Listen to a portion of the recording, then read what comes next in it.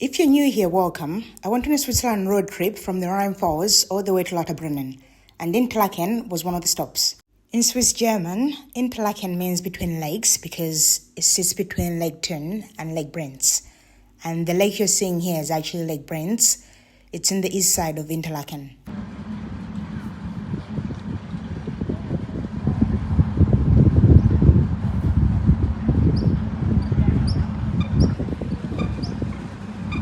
When I arrived in this Brienz area, it felt like I walked into a postcard. This place is just so unreal. It's so beautiful, and actually, before I visited, if I saw a postcard that looks like this, I would think it's just an exaggeration. I wouldn't think an actual place exists that looks like this. I mean, yeah, I saw the pictures online, but sometimes what's online doesn't match what the place actually looks like.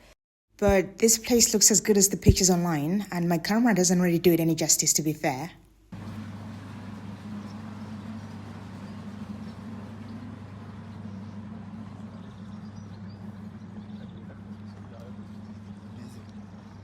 En vrai, tu vois, genre.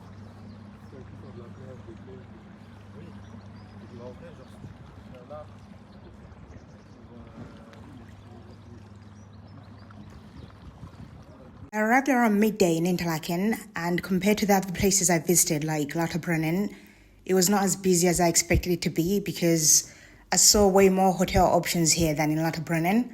So I just assumed that it will have more tourists. Also, the weather was quite good on this day, and usually when the weather is good, a lot of people just come out.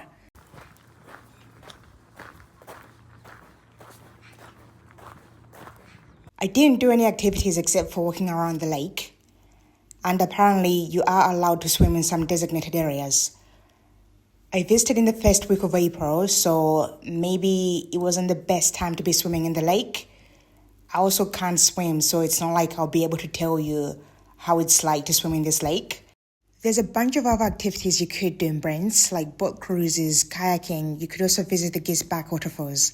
The Gisbach waterfalls are a series of waterfalls that tumble into the lake. And this country seems to have a lot of waterfalls. Like when I visited Lauterbrunnen Valley, they have these big waterfalls and a lot of smaller ones.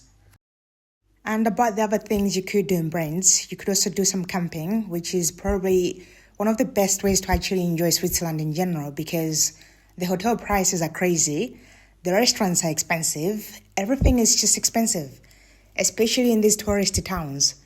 What I'm trying to say is the whole country is above my tax bracket. One thing that stood out to me in Brienz was that everything felt clean. The village, the lake, the public spaces, everything just looked so well taken care of. I was in Brienz for about 2 hours, and I wish I could stay longer and fully enjoy everything that was around, but as I said, everything was just too expensive, so I couldn't really stick around. I also wanted to see other places in Switzerland, and this was kind of like my chance to see as much as I could. But if you have the money, and if I was to recommend the amount of time to spend here, I would say a full day should be good. This way you have enough time to do the boat rides, kayaking, and other activities. As for Lake Thun, I didn't have enough time to go there and actually see what was around, but I would plan an extra day for that. Here the water looks like two different colors. Apparently it is caused by the water depth and the underlying lakebed topography near the shoreline.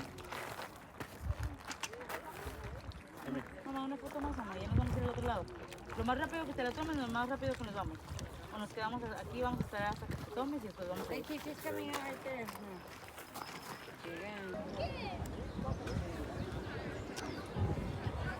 If you're driving here, it's quite easy to find parking, but then again, it wasn't that busy when I visited. We found parking just a minute away from the lake, so that was really convenient. If you need to fly into Switzerland, the closest airport is Bern, and from Bern you can get a direct train to Interlaken. The only time I used public transport though during this trip was when I was going to Wengen.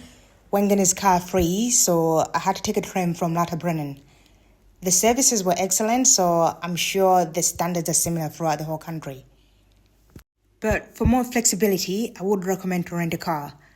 We rented a car from Germany. I will give out more details in the driving in Switzerland video, so stay tuned if you're interested. After walking around the river, it was time to get some food. I didn't really see any restaurants near the lake, so we decided to go to Interlakken center to see what was available. The center is just called Zentrum. I think Zentrum is like center in German.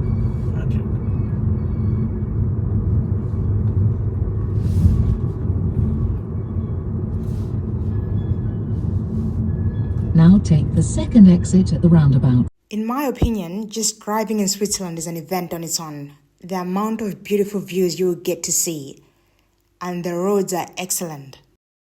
Out of all of the countries I've been to, Switzerland has the best roads in my opinion, and just the best infrastructure in general.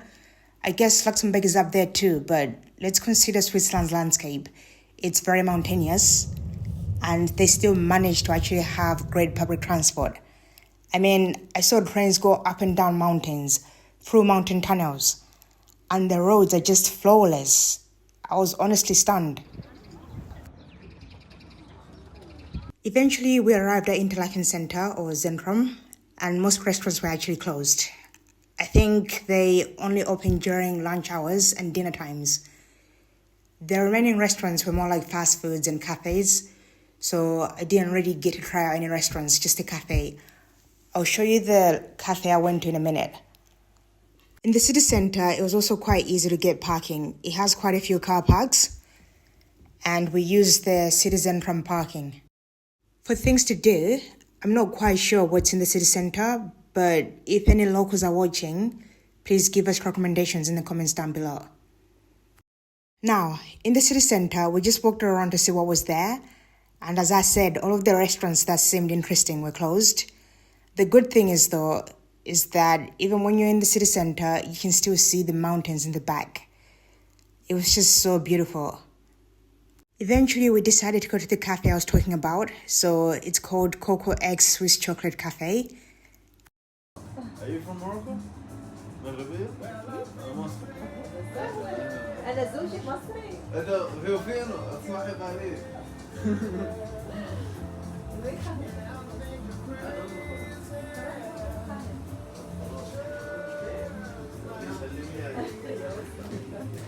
Interlaken is actually a very good option to book your hotel if you also want to visit Lauterbrunnen.